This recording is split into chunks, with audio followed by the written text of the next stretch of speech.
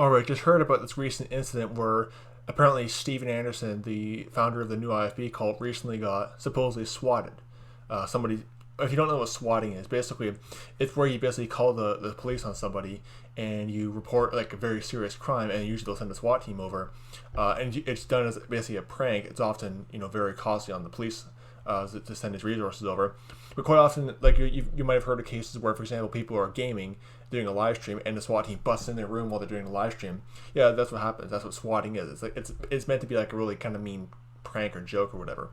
Very costly joke too on the police side as well, because they have to spend all this money on resources and everything else. And so just it's overall just a very immature type of prank. But I want to show you this interesting news report because Steven Anderson. The thing about Steven Anderson is I was also a member of his new IFB cult for, I'd say, roughly about 2 years maybe. I left in 2019.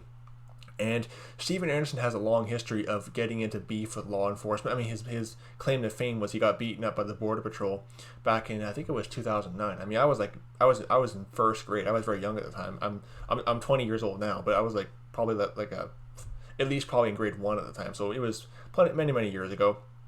But basically, he has gotten into many arguments. I mean, he preached a whole sermon one time called "Why the Police Should Not Exist" and everything else. So he has a very long history of kind of confronting law enforcement and being very kind of antagonistic towards law enforcement. And one thing about Steven Anderson's cult is that it's falling apart.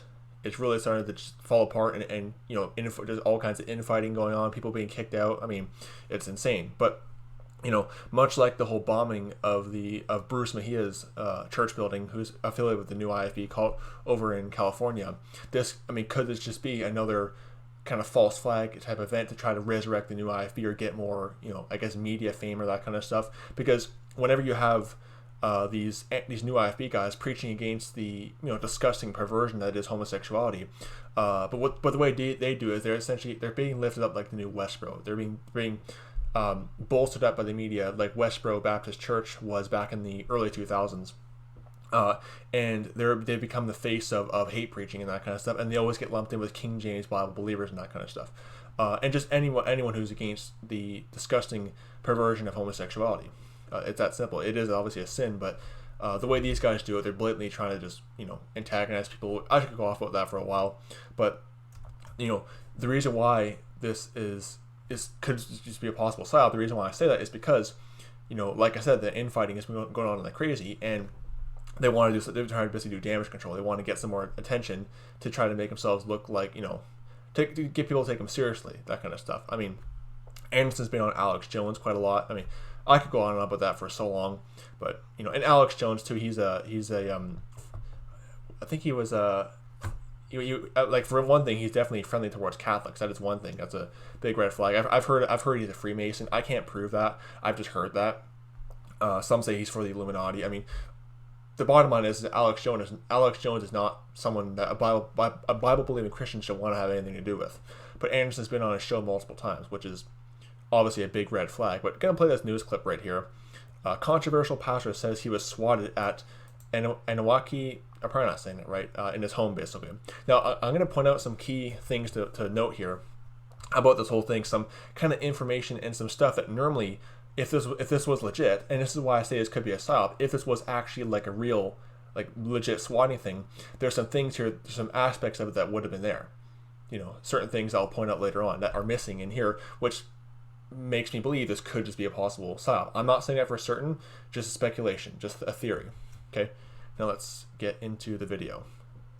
A controversial Phoenix pastor says that he's the victim of swatting. That is when someone calls the police about a major crime at a house or a business, but the whole thing is fake. It's meant to terrify victims with an overwhelming police presence descending on their home.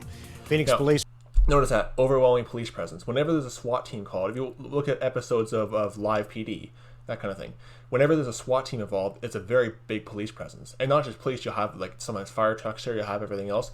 It'll create a big scene. And you'll definitely have some cameras there, like cell phone cameras filming it. Okay, that'll be of significance later on when I point that out. Okay, let's continue. Police were called to Pastor Steven Anderson's home after a 911 call reporting multiple bodies.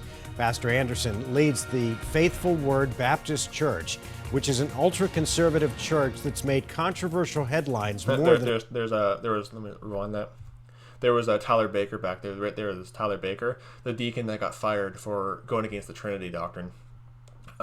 Which, you know, on the Trinity thing, that's just a little side note, not part of the video, but the Trinity doctrine is a cult, it is pagan, it is of the devil, it is from witchcraft. But Tyler Baker, he believes in like a oneness doctrine, which again, oneness and modalism is also heresy as well. Okay, the oneness modalist aspect is not the biblical Godhead. So I just wanted to point that out. But it's kind of funny how he's right there in the background. Now he's fired, and you know, he got fired back in 2017, which is, you know, that was back when I was actually part of the new IFB, so I saw the whole thing play out firsthand. So anyway, continuing. Church, which is an ultra-conservative church that's made controversial headlines more than a few times. Team 12's William Pitts explains how this prank could have ended deadly. Let's get this out of the way. You probably don't agree with Steven Anderson. You might not even like him. But this was not a prank. Regardless of what he may say or preach, this could have ended with his family being shot by police. The kids were pointing at a helicopter up in the sky. They were talking about a helicopter. They're saying, "Come out with your hands up." And of course, my wife couldn't have fathomed that they could be talking to her and our kids. But they were. Phoenix police said they got it. Notice something very interesting. Notice how he's kind of laughing as he's saying it. Just notice that. It's very interesting how he just, you know, kind of like, oh yeah, they could have got my wife and my kids. Kind of an interesting thing to kind of laugh about, isn't it? You know, much like when Bruce Mejia was kind of joking about, oh, we got all this media coverage from the bombing. Very telling how he's laughing about it. You know, it's almost like it was planned from the beginning.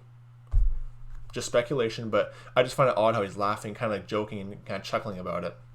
You know, if your family almost got shot and almost killed, I don't think you'd be laughing and joking about that. Interesting, but my full screen, yeah, continuing.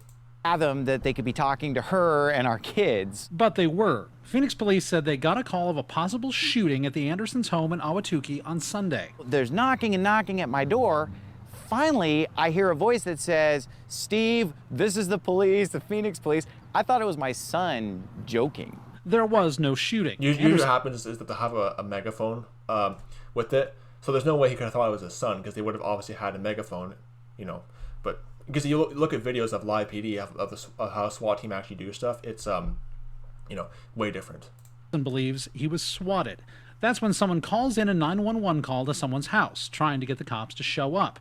It's even led to police shooting innocent people. Now, usually we would ask, do you have any enemies who could have done this? In Anderson's case, he's made a lot of enemies. All homos are pedophiles. There, I said it. Anderson's church that is actually true what he said. I mean, homosexuality is a gateway to pedophilia. And I'm probably going to get like some hate speech strikes for that. It's the truth. You look at any society in history, whether it be the ancient Japanese, the ancient Greeks, I mean, you name it, the ancient Turks, whenever there's widespread homosexuality, there's always going to be pedophilia. That's just a historical fact. You just look it up, look at ancient Shinto Japanese, you look at ancient Greece, it's always there. So just wanted to point that out. So there is truth to what he said there, but I guarantee you I'm going to get a hate speech strike for that. I honestly don't care. Give me all your strikes you want. It's the blunt and brutal reality. As you know, as Ben Shapiro would say, facts don't care about your feelings. Alright, sorry about that. Just had an interruption there. But anyway, back to the video. So yeah, Anderson did say some truth there, but continuing. There, I said it. Anderson's church is listed as a hate group by the Southern Poverty Law Center. No homos will ever be allowed on this church as long as I'm the pastor here. He preaches against homosexuality. Their blood shall be upon them, and that, my friend, is the cure for AIDS. And once delivered a sermon calling for former President Obama to die. His church was the site of a protest a few years ago when his sermons went viral. We are deeply disturbed by Pastor Anderson's bigotry. God is about love and tolerance and acceptance. We together absolutely reject this message of hate and violence. Plenty of people like our church too, you know.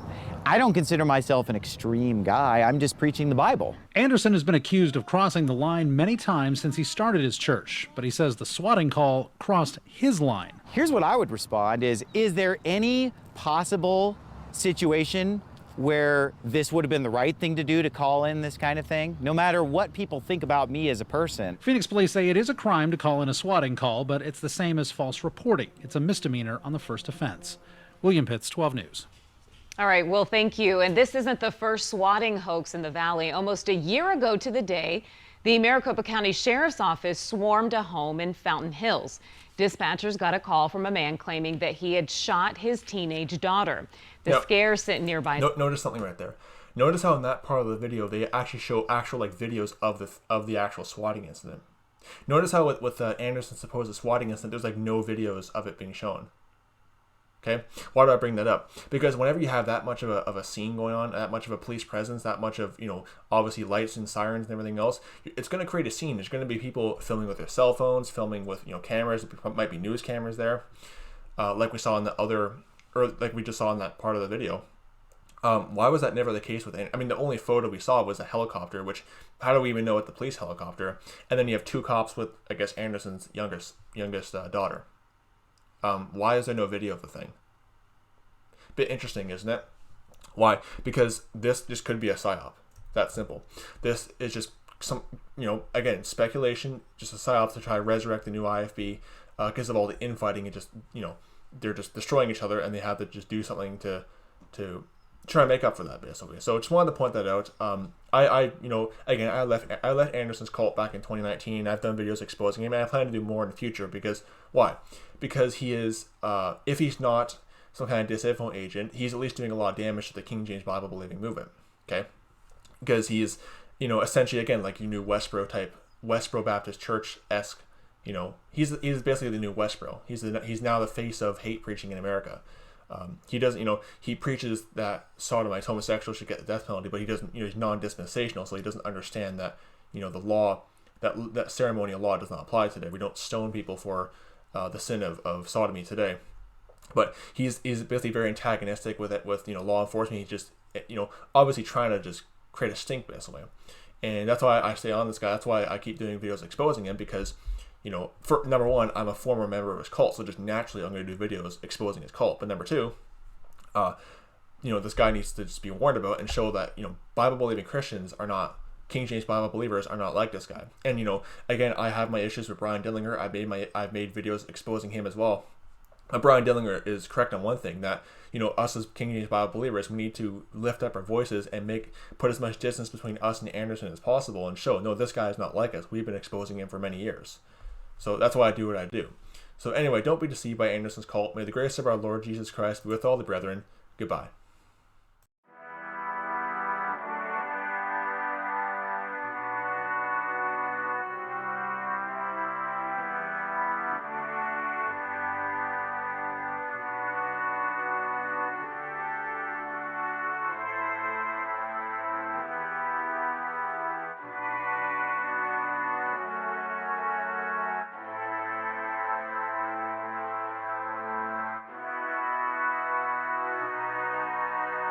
you.